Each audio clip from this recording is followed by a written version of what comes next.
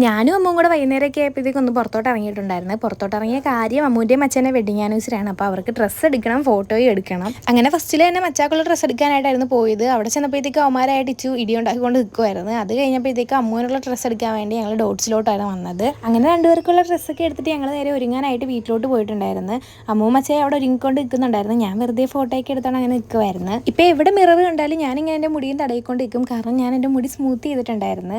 അങ്ങനെ ഞങ്ങൾ ഒരുങ്ങി ഇറങ്ങി നേരെ പോയത് ബീച്ചിലാണ്. ബീച്ചിൽ പോയി ഫോട്ടോ എടുക്കാനാണ് ആദ്യമേ വിചാരിച്ചത്. അങ്ങനെ നേരെ ബീച്ചിലോട്ട് തന്നെ പോയി. ഞങ്ങൾ രണ്ടുപേരും രണ്ട് വണ്ടിയിലായിരുന്നു വന്നിട്ടുണ്ടായിരുന്നത്. മച്ച ഒരു വണ്ടിയിലും ഞാനും അമ്മവും കൊച്ചും വേറൊരു വണ്ടിയിലും. ഹെനാമോളെ കൊണ്ടുപോയി പൊന്നുവിൻ്റെ അടുത്ത് ആക്കിയിട്ടായിരുന്നു ഞങ്ങൾ പോയത്. ഹെനാമോൾ ഉണ്ടെങ്കിൽ അവരെ ഫോട്ടോ എടുക്കാൻ പോലും സമ്മതിക്കത്തില്ല. ഹെനാമോൾക്ക് ഇങ്ങനെ ഫോട്ടോ എടുക്കുന്നതൊന്നും ഇഷ്ടമല്ല. അങ്ങനെ അവിടുന്ന് നേരെ ഫോട്ടോ എടുക്കലും പരിപാടികളൊക്കെ കഴിഞ്ഞിട്ട് ഞങ്ങൾ നേരെ സ്റ്റുഡിയോയിലോട്ടായിരുന്നു പോയി. ചെരുപ്പ് നോക്കാനായിട്ടായിരുന്നു പോയത്. പക്ഷേ എനിക്ക് അവിടെ ചെന്നപ്പോൾ ചെരുപ്പൊന്നും ഇഷ്ടപ്പെട്ടില്ല. പിന്നെ അവിടുന്ന് കുറച്ച് സാധനങ്ങളൊക്കെ വാങ്ങിച്ചിട്ട് ഞങ്ങൾ നേരെ ജ്യൂസ് കുടിക്കാനായിട്ടായിരുന്നു പോയത്. ഇച്ചു എപ്പോൾ വെറുതെ ഇരുന്നാലും അമ്മൂന് എന്തെങ്കിലുമൊക്കെ ഇങ്ങനെ ചെയ്തുകൊണ്ടിരിക്കണം. നല്ല രീതിക്ക് ലേറ്റ് ആയിട്ടുണ്ടായിരുന്നു. അങ്ങനെ ഞങ്ങൾ ഓർഡർ ചെയ്ത് കട്ട്ലേറ്റും ഷാർജ ആയിരുന്നു. അതൊക്കെ കഴിച്ചിട്ട് ഞങ്ങൾ നേരെ വീട്ടിലോട്ട് പോയി. അപ്പോൾ ഇന്നത്തേക്ക് ഇത്രേ ഉള്ളൂ. ടാറ്റ.